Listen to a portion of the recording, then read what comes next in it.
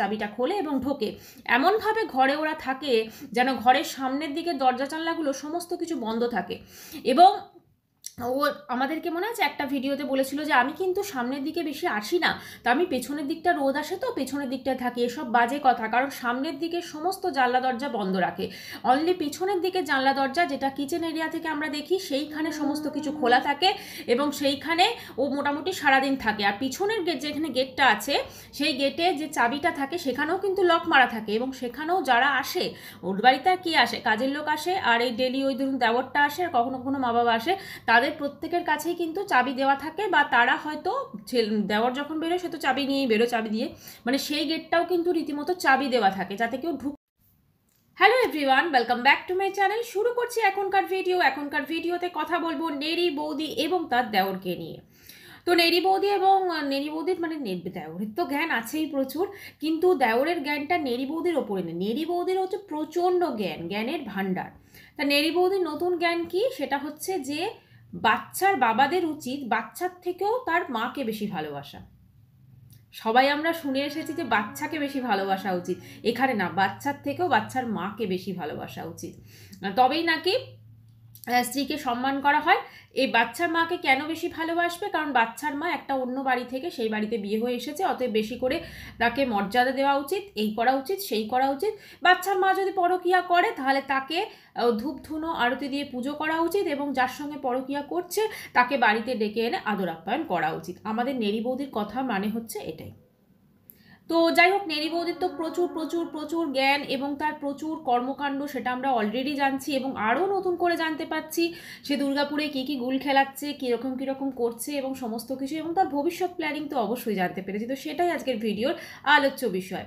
তো নেড়ি বৌদি মেন জিনিসটা হচ্ছে, নেড়ি বৌদি আমাদের সবাইকে অসুস্থতার যে নাটক, তো নেড়ি বৌদি তার অসুস্থতার নাটক করে দর্শকদের মাথায় বেশ ভালো করেই টুপিটা পরাতে পেরেছিলেন। কিন্তু মুশকিলটা হয়ে গেল আমাদের মতো বেশ কিছু কন্ট্রোভার্সি ক্রিয়েটার নেড়ি বৌদির যে ঢোলটা, মিথ্যার ঢোলটা একদম ফাটিয়ে দিয়েছে। এবং তার সাথে অবশ্যই ক্রেডিট যায় নেড়ি বৌদির কিছু শ্বশুরবাড়ির লোকজন এবং কিছু চেনা জানা মানুষ, যারা আমাদের কমেন্টস বক্সে যোগাযোগ করেছে এবং আমাদের সঙ্গে পার্সোনালি মেসেঞ্জারে যোগাযোগ করে অনেক অনেক কথা কিন্তু তারা জানাচ্ছে, এবং যেগুলো জেনে কিন্তু আমরা খুব অবাক হচ্ছি এবং হতবাক হচ্ছি, এবং সেগুলো আমরা আপনাদের সঙ্গে শেয়ার করছি। তো নেড়ি বৌদি দেখলাম বেশ হোয়াইট সস পাস্তা করছে। আমি ভাবছি, ধরুন এরকম যদি কেউ অসুস্থ হয়, মানে এই 2 মাস আগেও তো নেড়ি বৌদির এমন অবস্থা হয়ে গেছিল যে নেড়ি বৌদি মরণাপন্ন হয়ে গেছিল, বাঁচবে কি মরবে তার কোনো ঠিক ছিল না, চোখে দেখতে পাচ্ছিল না, চোখ ফেটে রক্ত বেরোচ্ছিল, এই মুখ ফেটে রক্ত বেরোচ্ছিল, মানে বাঁচতে পারবে না, বাঁচার কোনো আশা ছিল না। আপাতত আমাদের সঙ্গে নেই, নেড়ি বৌদির যে দেওর আছে আর কি, মানে যাকে নেড়ি বৌদি তার হাজব্যান্ড বলে, তো সে পর্যন্ত আমাদেরকে বলে দিয়েছিল। কিন্তু তারপরে এখন সেই নেড়ি বৌদি দেখুন হোয়াইট সস বানাচ্ছে। বিশ্বাস করুন, ওই হোয়াইট সসটা বানাতে গিয়ে না আমাদের নর্মাল মানুষদেরও হাতে ব্যথা হয়ে যায়। ঠিক আছে, ওই জন্য সব হোয়াইট সস বাড়িতে বানানোর ঝামেলাই রাখি না। কারণ এত এত ওটা হাতে করে নাড়তে হয়। আমি ভাবছি, যার হাত ওরকম প্যারালাইজড একটা কন্ডিশন, যে হাতটাকে হাতে ধুনো পর্যন্ত ধরতে পারে না, যে তার ধুনোটা কিন্তু পড়ে যায় হাত থেকে, যে কোনো কিছু ধরতে পারে না, যে ভাতের ফ্যান গালতে পারে না, যে অমুক করতে পারে না, যে তমুক করতে পারে না, যে দেওরকে দিয়ে সারাদিন রান্নাঘরের কাজ করায়, সে কি করে ওই হোয়াইট সস পাস্তাটা ক্রমাগত সেটা কিন্তু ঘুরিয়ে যাচ্ছে? কি করে পসিবল বলুন তো? কাজেই নেড়ি বৌদি মিথ্যার কাছে নিজেই যে মিথ্যা, সেটা কিন্তু আমাদের সামনে পুরো প্রকাশ করে দিয়েছে। তাহলে মানুষজন কেন বলবে না? আচ্ছা, নেড়ি বৌদি কিছু খেতে পাচ্ছে না, নেড়ি বৌদির প্রচণ্ড খাবার অসুবিধা হচ্ছে, নেড়ি বৌদি কিচ্ছু খেতে পাচ্ছে না। এমনকি নেড়ি বৌদি দেখলাম আগের ভিডিওতে দেখালো 2টো ডিম সেদ্ধ করে খাচ্ছে, সেটা কমলা লেবু ডিম সেদ্ধ কলা সাজালো, প্লেটে করে নিল। নেড়ি বৌদি জানে কিন্তু নেড়ি বৌদি খেতে পারবে না, কিন্তু নেড়ি বৌদি তবু কিন্তু প্লেটে করে নিল এবং ক্যামেরাটা অন করে নেড়ি বৌদিকে খেতে হচ্ছে। কারণ সেই মুহূর্তে নেড়ি বৌদির যে দেওর, সে কিন্তু সেখানে মজুদ নেই, সে হয়তো বাইরে টাইরে কোথাও গেছে, তো তাকে দেখানোর জন্য সে রীতিমতো ডিমটা খাচ্ছে, সেটাকেও ক্যামেরার সামনে খেতে হচ্ছে। আচ্ছা, তো নেড়ি বৌদি কিন্তু আবার শুরু করেছে তার প্রাক্তন শ্বশুরবাড়ি এবং তার প্রেজেন্ট শ্বশুর শাশুড়ির একটা বেশ অপমান করা, এবং ওর কাছে হচ্ছে যারা ওকে তুলোধনা করতে পারবে না, যারা ওকে ধূপধুনো দিয়ে পুজো করতে পারবে না, তারা সবাই খারাপ। দেখুন, আমাদের দেশে নারীদের প্রতি যে নির্যাতন হয় না, সেটা আমি কোনোভাবেই অস্বীকার করছি না, হয়, কিন্তু উল্টোটাও কিন্তু হয়। আজকে কোনো মহিলা যদি ধরুন সে পরকীয়ায় আসক্ত, এবং সে শুধু পরকীয়ায় আসক্ত সেটা তো নয়, সে রীতিমতো ধরুন বিয়ে করে ফেলেছে, সে তার সেই ফ্যামিলিরই একটি ছেলেকে মানে তার দেওরকে বিয়ে করে সে তারপরও তার শ্বশুর বাড়িতে রয়েছে, তাহলে তার হাজবেন্ড কি তাকে ধূপধনু দিয়ে পুজো করবে? আর এ যে টাইপের মেয়ে যেভাবে কথায় কথায় ঝগড়া করে যারা ভিউয়ার্স তাদের সঙ্গে, তাহলে এ তো সেগুলো চুপ করে থাকার পাত্রী নয়, এ তো সেগুলোর রিয়াকশন দেবে না। ওদিক থেকে যদি অ্যাকশন আসে এরও তো রিয়াকশন আসবে, এ কি সেগুলো চুপ করে শুনেছে? আচ্ছা, এবারে কমেন্টস বক্সে কে একজন কমেন্টস করেছে, আচ্ছা তোমার ছেলেকে কি তুমি স্কুলে ভর্তি করোনি? সঠিক সময় এলেই জানতে পারবেন, এই হচ্ছে তার অ্যান্সার। মনে হচ্ছে এপ্রিল থেকে বোধহয় নতুন সেশন শুরু হবে, তখন থেকে স্কুল যাবে। মানে দেখুন একটা বাচ্চার পড়াশোনা কতটা ক্ষতিগ্রস্ত হচ্ছে। শিলিগুড়ি থেকে তাদের তড়িঘড়ি করে চলে আসতে হলো চিকিৎসার জন্য, আমরা সেটা জানি, ঠিক আছে, চিকিৎসার জন্য তড়িঘড়ি করে আসতে হলো। তাদের নাকি বাইরে কোথায় চেন্নাই না কোথায় যাওয়ার কথা ছিল, সেই অতীতে তো একবার বাবা মা গেছিল, বাবা মাদের সঙ্গে পিছন পিছন গেছিলো, তারপরে কিন্তু এখনও অবধি সেই অতীতে ওই মানে কোথায় যাবে বলেছিল বা অপারেশন হবে সেসব কিচ্ছু দেখছি না। আমরা দুর্গাপুরে আসার পর থেকে কি দেখছি, কখনো দেখছি আমরা ভেজিটেবল খিচুড়ি, কখনো দেখছি ঘরটাকে আমরা সাজাচ্ছি সংসারটাকে, কখনো দেখছি আমরা 3টে বার্নারওয়ালা গ্যাস ওভেন, কখনো দেখছি আমরা অমুক রান্না করছি, পাস্তা রান্না করছি, কখনো দেখছি এইটা, কখনো দেখছি সেইটা, কখনো দেখছি পিকনিক হচ্ছে, কখনো দেখছি এই সব কিছু আমরা দেখছি, সব কিছু আমরা দেখছি, কিন্তু চিকিৎসা আমরা দেখতে পাচ্ছি না, আমরা কোনো মেডিসিন দেখতে পাচ্ছি না।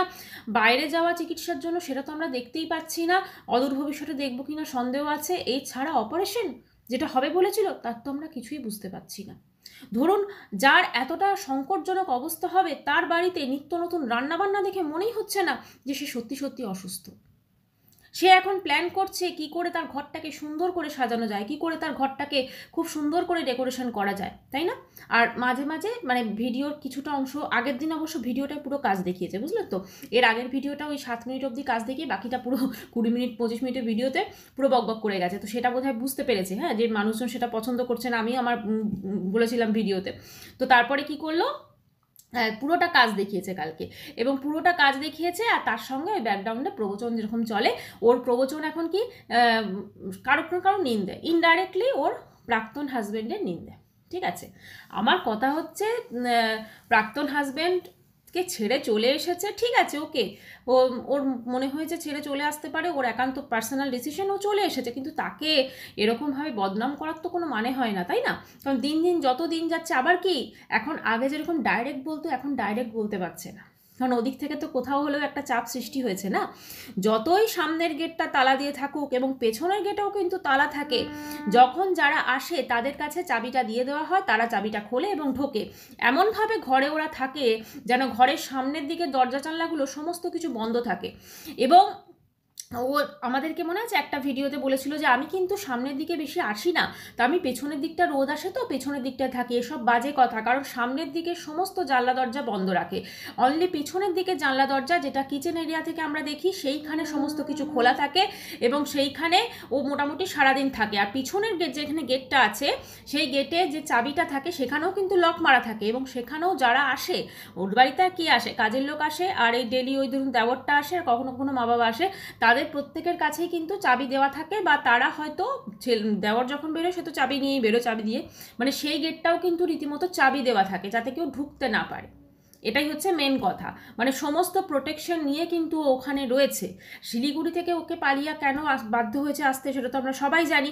ওখানেও মোটামুটি একটা ক্যাওস সৃষ্টি হয়েছিল, ওদের সম্পর্কের কথা অনেকে জানাজানি হয়ে গেছিলো, ওর আসল চেহারাটা লোকের সামনে ফুটে বেরিয়েছিল, তো সেই জন্য শিলিগুড়ি থেকে এখানে পালিয়ে আসতে বাধ্য হয়েছে। কিন্তু এখানে এসেও কিন্তু নিশ্চিন্তে নেই, কারণ এখানেও এসেও কিন্তু ওর ভয় লাগছে ক্রমশ যে ওর এখনকার যারা শ্বশুরবাড়ির লোক, মানে রিতমের বাড়ির লোকজন বা ওর আগের যারা শ্বশুরবাড়ির লোক, তারা এসে না হল্লা করে। যেহেতু এই যে ছেলেটা আছে, মানে আমরা জানি যে বৌদির যে সন্তান, পুত্র সন্তান, তো তাকে এবার তার ভবিষ্যৎটা তো পুরো হ্যাম্পার হচ্ছে না, তার পড়াশোনা একদম চলে গেছে। যতই তাকে বাড়িতে পড়ানো হোক, তাকে একটা স্কুলে ভর্তি করা যাচ্ছে না, এখন আমরা তাকে কোনো স্কুলে ভর্তি হতে দেখছি না, ঠিক আছে। এখন যদি মানে ওর কথা অনুযায়ী যখন হবে তখন দেখতে পাবেন, মনে হচ্ছে এপ্রিলে বোধহয় ভর্তি হবে নতুন সেশন থেকে, কারণ স্কুলে ভর্তি করতে গেলে তো বাবার একটা তো রাখবে পরিচয়পত্র না, সেখানে মায়েরও লাগবে, বাবারও লাগবে। এবং ধরুন এখানে ও যদি বলেও দেয় যে রিতম ওর বাবা, সেক্ষেত্রে বার্থ সার্টিফিকেটে কার নাম থাকবে? বার্থ সার্টিফিকেটে তো আগের হাজব্যান্ডের নাম থাকবে না। তো সেই নিয়ে একটা প্রবলেম হচ্ছে, সেজন্য বাচ্চাটাকে কিন্তু এখনও কোনো স্কুলেও ভর্তি করতে পারেনি। টোটালি বোঝা যাচ্ছে পুরো একটা মানে ঘেটে হয়ে গেছে ওর জীবনটা। এবং সেখানে এই যে ফ্রাস্ট্রেশনটা, এই যে পুরো ফ্রাস্ট্রেশনটা ও কিন্তু ভিউয়ার্সদের ওপরে সেটা করছে।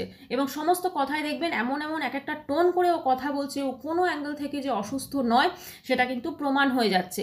এবং এই যে ফ্রাস্ট্রেশনটা, এইটা কিন্তু কদিন পর কেন, ইনফ্যাক্ট এখনই ও দেওরের ওপর ও কিন্তু যথেষ্ট ঝাড়া শুরু করেছে। দেওর সহ্য করতে বাধ্য হয়েছে, কারণ দেওর তো তার মা বাবাকে ছেড়ে এসেছে। ফলে সেখানে কোন মুখে আর